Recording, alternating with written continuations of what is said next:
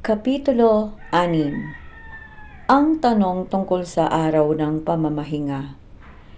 Isang araw ng pamamahinga, napadaan sina Jesus sa triguhan. Namitas ang mga tagasunod niya ng trigo at niligis ito sa mga kamay nila. At pagkatapos ay kinain ang mga butil.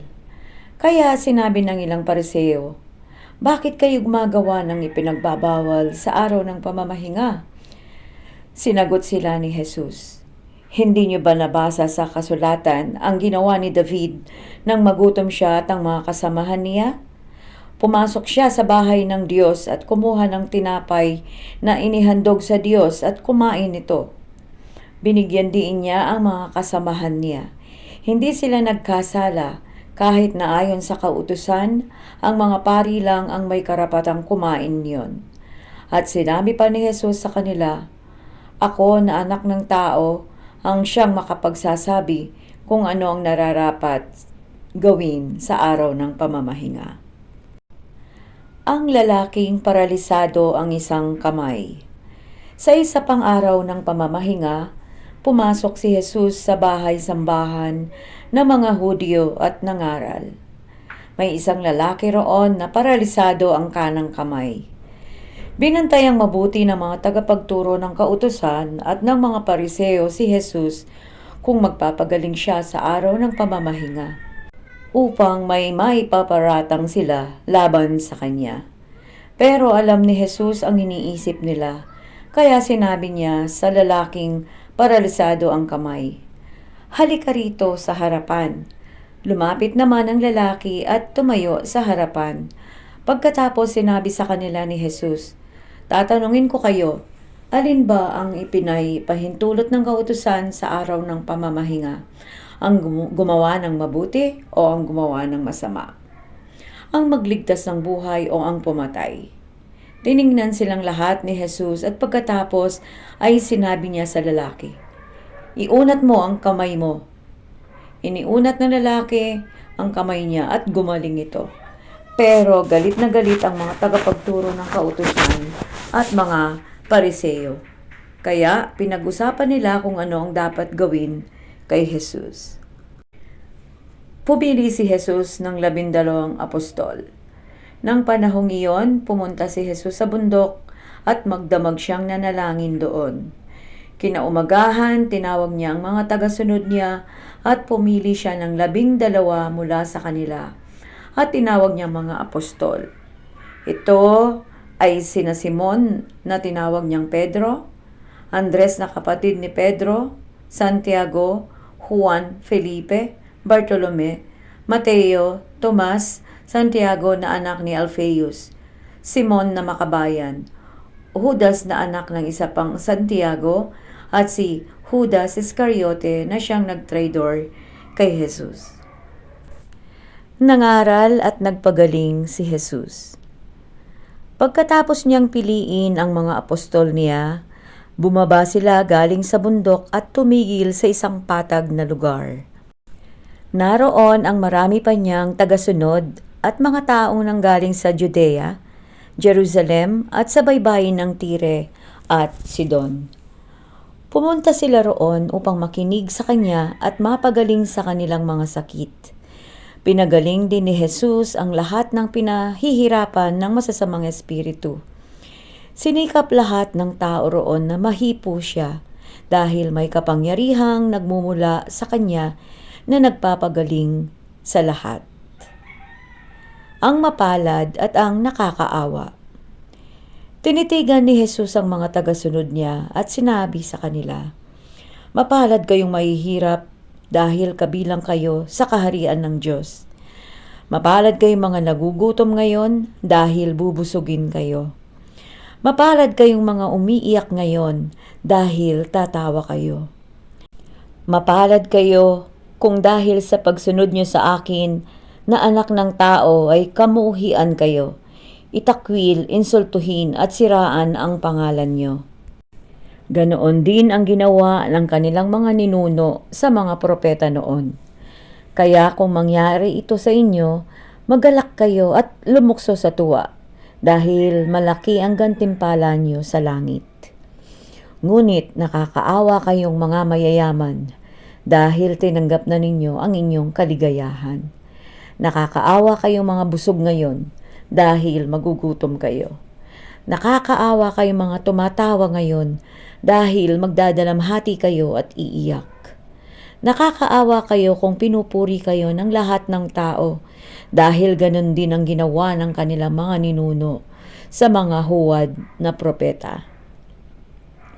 Mahalin ang mga kaaway.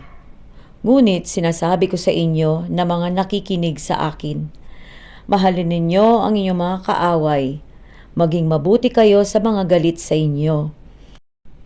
Pagpalain ninyo ang mga umaalipusta sa inyo, at idalangin ninyo ang mga nagmamalupit sa inyo. Kapag sinampal ka sa isang pisngi, iharap mo rin ang kabila. Kapag may gustong kumuha ng balabal mo, ibigay mo. At kung pati ang damit mo ay kinukuha niya, ibigay mo na rin. Bigyan mo ang sinumang humihingi sa iyo. At kapag may kumuha ng ari-arian mo, ay huwag mo nang bawiin pa. Gawin ninyo sa kapwa nyo ang gusto ninyong gawin nila sa inyo. Kung ang mamahalin lang ninyo ay ang mga nagmamahal sa inyo, anong gantimpala ang matatanggap ninyo mula sa Diyos? Ginagawa rin yan ng masasamang tao. At kung ang gagawan lamang ninyo ng mabuti ay ang mga taong mabuti sa inyo, anong gantimpala ang matatanggap ninyo mula sa Diyos? Ginagawa rin yan ng masasamang tao. At kung ang pinapahiram lang ninyo ay ang mga taong inaasahan ninyong makakabayad sa inyo, anong gantimpala ang matatanggap ninyo mula sa Diyos? Kahit ang masasamang tao ay nagpapahiram din sa kapwa nilang masama, sa pag-asang babayaran sila. Sa halip, mahalin ninyo ang mga kaaway ninyo. Gumawa kayo ng mabuti sa kanila at magpahiram ng hindi umaasa ng anumang kabayaran. At malaking gantimpala ang tatanggapin ninyo at makikilala kayong mga anak ng kataas-taasang Diyos. Sapagkat mabuti siya kahit sa mga taong masasama at walang utang na loob. Maging maawain kayo tulad ng inyong Ama. Huwag husgahan ang kapwa. Huwag ninyong husgahan ang iba upang hindi rin kayo husgahan ng Diyos. Huwag kayo magsabi na dapat silang parusahan ng Diyos upang hindi rin niya kayo parusahan. Magpatawad kayo upang patawarin din kayo ng Diyos. Magbigay kayo upang bigyan din kayo ng Diyos. Ibabalik sa inyo ang ibinigay ninyo ng sobra-sobra at umaapaw, sapagkat kung paano kayong magbigay sa iba, ganun din ang pagbibigay ng Diyos sa inyo. Pagkatapos, sinabi ni Jesus sa kanila ang talinghaga na ito, hindi maaaring maging taga-akay ng bulag ang kapwa bulag, dahil pareho silang mahuhulog sa hukay kapag ginawa iyon. Walang mag-aaral na mas higit sa kanyang guro, ngunit kapag lubusan ng naturuan, magiging katulad siya ng kanyang guro. Bakit mo pinupuna ang munting puwing sa mata ng kapwa mo, pero hindi mo naman pinapansin ang malatrosong puwing sa mata mo? Paano mo masasabi sa kanya, kapatid, tutulungan kitang alisin ang puwing sa mata mo, gayong hindi mo nakikita ang malatrosong puwing sa mata mo? Mapagkunwari, alisin mo muna ang malatrosong puwing sa mata mo, nang sa ganon ay makakita kang mabuti para may alis mo ang puwing sa mata ng kapwa mo. Nakikilala ang puno sa bunga nito. Ang magandang puno ay hindi namumunga ng pangit, at ang pangit na puno ay hindi namumunga ng maganda. Ang bawat puno ay nakikilala sa bunga nito. Ang matitinik na halaman ay hindi namumunga ng igos o ubas. Ganon din naman ang tao. Ang mabuting tao ay nagsasalita ng mabuti dahil puno ng kabutihan ang puso niya. Ngunit ang masamang tao ay nagsasalita ng masama dahil puno ng kasamaan ang puso niya. Sapagkat kung ano ang nasa puso ng isang tao, iyon din ang lumalabas sa kanyang bibig. Ang dalawang uri ng taong nagtayo ng bahay. Bakit niyo ako tinatawag na Panginoon, gayong hindi niyo naman sinusunod ang mga sinasabi ko? Sasabihin ko sa inyo ang kahalintulad ng taong lumalapit sa akin na nakikinig at sumusunod sa mga sinasabi ko. Katulad siya ng isang taong humukay ng malalim at nagtayo ng bahay sa pundasyong bato. Nung dumating ang baha at dinaanan ang malakas na agos ang bahay, hindi yun nayanig dahil matitibay ang pagkakatayo. Ngunit ang mga nakikinig sa sinasabi ko, pero hindi naman ito sinusunod, ay katulad ng isang taong nagtayo ng bahay na walang matibay na pundasyon. Nang dumating ang baha at dinaanan ng malakas na agos ang bahay, naggiba ito at lubusang nawasak. Kapitulo 7. Pinagaling ni Jesus ang alipin ng kapitan. Pagkatapos ipangaral ni Jesus sa mga tao ang mga bagay na ito, pumunta siya sa Capernaum. May isang kapitan doon ng hukbong Romano na may aliping malubha ang sakit at naghihigalo. Mahal niya ang aliping ito. Nang mabalitaan ng kapitan ang tungkol kay Jesus, sinugo niya ang ilang mga pinuno ng mga Hudyo para pakiusapan si Jesus na pumunta sa bahay niya at pagalingin ang kanyang alipin. Nang dumating sila kay Jesus, nakiusap silang mabuti sa kanya. Kung maaari po sana, tulungan niyo ang kapitan dahil mabuti siyang tao. Mahal niya tayong mga Hudyo at ipinagpapatayo pa niya tayo ng isang bahay-sambahan. Kaya sumama sa kanila si Jesus. Nang malapit na sila sa bahay ng kapitan, sinugo ng kapitan ang ilang mga kaibigan niya para salubungin si Jesus at sabihin, Panginoon, huwag na po kayo mag-abalang pumunta sa bahay ko dahil hindi ako karapat-dapat na puntahan niyo ang tahanan ko. Kaya nga, hindi na rin ako naglakas loob na lumapit dahil hindi ako karapat-dapat na humarap sa inyo. Sabihin niyo lang po at gagaling na ang utusan ko. Alam ko ito dahil nasa ilalim ako ng nakakataas na opisyal at may nasasakupan din akong mga sundalo. Kapag sinabi ko sa isa, pumunta ka roon, pumupunta siya. Kapag sinabi kong halika, lumalapit siya. At kung ano pa ang mga inuutos ko sa aking alipin ay sinusunod niya.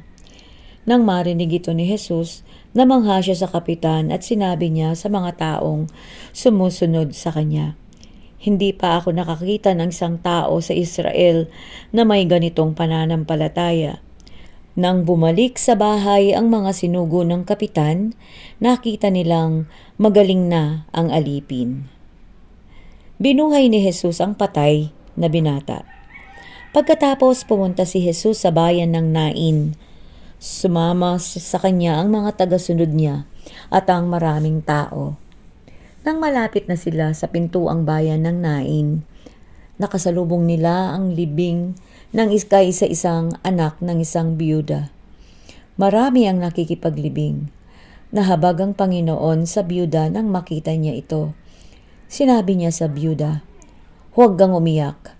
Lumapit siya at hinawakan ang kinalalagyan ng patay upang tumigil ang mga nagdadala nito. Sinabi ni Jesus, "Binata, bumangon ka." Umupo ang patay at nagsalita, at ibinigay siya ni Jesus sa kanyang ina. Kinilabutan ng mga tao at nagpuri sila sa Diyos. Sinabi nila, "Inalala tayo ng Diyos. Isinugo niya sa atin ang isang dakilang propeta." At kumalat sa buong Judea at sa palibot na mga bayan ang balita tungkol kay Jesus. Si Jesus at si Juan na tagapagbautismo. Ang lahat ng pangyayaring iyon ay binalita kay Juan na mga tagasunod niya. Kaya tinawag ni Juan ang dalawa sa mga tagasunod niya at pinapunta sa Panginoon upang tanungin, "Kayo na po ba ang inaasahan naming darating o maghihintay pa kami ng iba?" Pagdating nila kay Jesus, sinabi nila, "Pinapunta po kami rito ni Juan na tagapagbautismo upang itanong sa inyo kung kayo na po ba ang inaasahan naming darating o maghihintay pa kami ng iba? Nang mga sandaling iyon, maraming pinagaling si Jesus na may mga sakit at pinalayas niya ang mga masasamang espiritu sa mga tao. Pinagaling din niya ang mga bulag, kaya sinabi niya sa mga tagasunod ni Juan, "Bumalik kayo kay Juan at sabihin sa kanya ang nakita at narinig ninyo." Nakakita ang mga bulag, nakakalakad ang mga lumpo, gumagaling ang may mga malulubhang sakit sa balat, nakakarinig ang mga bingi, muling nabubuhay ang mga patay, at ipinangangaral sa mga mahihirap ang magandang balita. Mapalad ang taong hindi nagdududa sa akin. Nang makaalis na ang mga taong inutusan ni Juan, nagtanong si Jesus sa mga tao tungkol kay Juan. Noong pumunta kayo kay Juan, sa ilang, ano ang inaasahan ninyong makita? Isang taong tulad ng talahib na humahapay sa ihip ng hangin? Pumunta ba kayo roon upang makita ang isang taong magara ang pananamit? Ang mga taong magara ang pananamit at namumuhay sa karangyaan ay sa palasyo ninyo makikita. Pumunta kayo roon para makita ang isang propeta, hindi ba? Totoo, isa siyang propeta, at sinasabi ko sa inyo, higit pa siya sa isang propeta. Siya ang binabanggit ng Diyos sa kasulatan. Ipapadala ko ang mensahero na mauuna sa iyo upang ihanda ang daraanan mo. Sinasabi ko sa inyo, walang taong isinilang na mas dakila pa kay Juan, ngunit mas dakila pa sa kanya ang pinakahamak sa mga taong kabilang sa kaharian ng Diyos. Nang marinig ng mga tao, pati ng mga maniningil ng buwis ang pangangaral ni Jesus, sumang-ayon sila na matuwid ang layunin ng Diyos dahil nagpabautismo pa nga sila kay Juan. Pero ang mga pariseo at mga tagapagturo ng kautusan ay tumanggi sa layunin ng Diyos para sa buhay nila dahil hindi sila nagpabautismo kay Juan. Sinabi pa ni Jesus, sa anong bagay ko maihahambing ang mga tao ngayon? Kanino ko sila maihahalin tulad? Katulad sila ng mga batang nakaupo sa plaza at sinasabi sa kanilang kalaro, "Tinugtugan namin kayo ng tugtuging pangkasal pero hindi kayo sumayaw. Umawit kami ng awit para sa patay pero hindi kayo umiyak." Katulad nila kayo. Dahil pagdating dito ni Juan na nakita ninyong nag-aayuno at hindi umiinom ng alak, sinabi ninyo, sinasaniban siya ng masamang espiritu. At nang dumating naman ako na anak ng tao na nakita ninyong kumakain at umiinom, ang sabi naman ninyo, ang taong iyan ay matakaw at lasenggo at kaibigan niya ng mga maniningal ng buwis at ng mga iba pang makasalanan. Ganoon pa man ang mga taong sumusunod sa kalooban ng Diyos ay sumasang-ayon sa ipinapagawa ng Diyos sa amin. Binuhusan ng pabango si Jesus.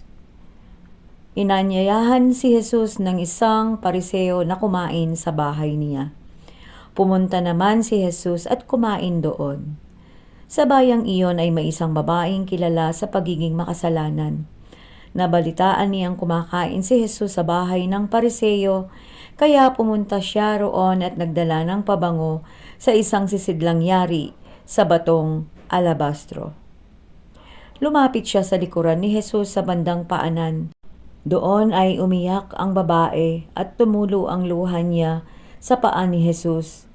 Pagkatapos pinunasan niya ito ng kanyang buhok, hinalikan at binuhusan ng pabango. Nang makita iyon ng pariseong naganyaya kay Jesus, inisip niya, kung talagang propeta ang taong ito, alam niya sanang masama ang babaeng ito na humihipo sa kanya. Pero alam ni Jesus ang nasa isip niya, kaya sinabi ni Jesus, "Simon, may sasabihin ako sa iyo." Sumagot si Simon, "Ano po yun, Guro?" Sinabi ni Jesus, may isang lalaking inutangan ng 2 tao. Ang isa'y umutang sa kanya ng 500 at ang isa na may 50. Nang kapwa sila hindi makabayad, pareho silang pinatawad. Ngayon, sa palagay mo, sino sa dalawa ang lalong magmamahal sa nagpautang? Sumagot si Simon, "Sa palagay ko po ang may mas malaking utang." Tama ang sagot mo, sabi ni Jesus. Pagkatapos ay nilingon niya ang babae at sinabi kay Simon, tingnan mo ang babaeng ito. Nang pumasok ako sa bahay mo, hindi mo ako binigyan ng tubig na ipanghuhugas sa paa ko. Pero ang babaeng ito'y sariling luha ang ipinanghugas sa paa ko at ang buhok pa niya ang ipinunas dito. Hindi mo ako hinalikan bilang pagtanggap pero siya'y walang tigil sa paghalik sa mga paa ko mula nang dumating ako. Hindi mo pinahiran ng langis ang ulo ko pero pinahiran niya ng mamahaling pabango ang mga paa ko. Kaya sinasabi ko sa iyo na ang malaking pagmamahal na ipinakita niya sa akin ay nagpapatunay na pinatawad na ang marami niyang kasalanan. Pero ang taong konti ang kasalanang pinatawad ay konti rin ang ipinapakitang pagmamahal. Pagkatapos sinabi ni Jesus sa babae, pinatawad na ang mga kasalanan mo. Ang mga kasama niya sa pagkain ay nagtanong sa kanilang sarili, sino kaya ito? Pati kasalanan ay pinapatawad. Sinabi ni Jesus sa babae, iniligtas ka ng iyong pananampalataya. Umuwi kang mapayapa.